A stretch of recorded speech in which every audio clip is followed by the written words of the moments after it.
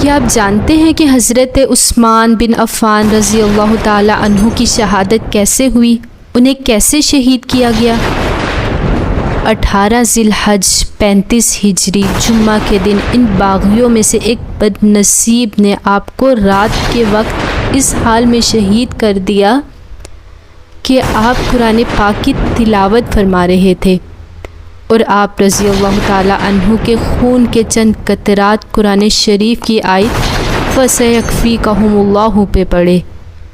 آپ رضی اللہ تعالی عنہ کی عمر 82 سال کی تھی اس وقت۔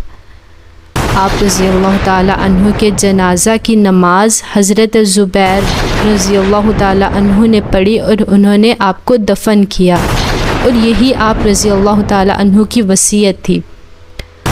حضرت سیدنا عثمان بن عفان رضی اللہ تعالی عنہ کی شہادت کے متعلق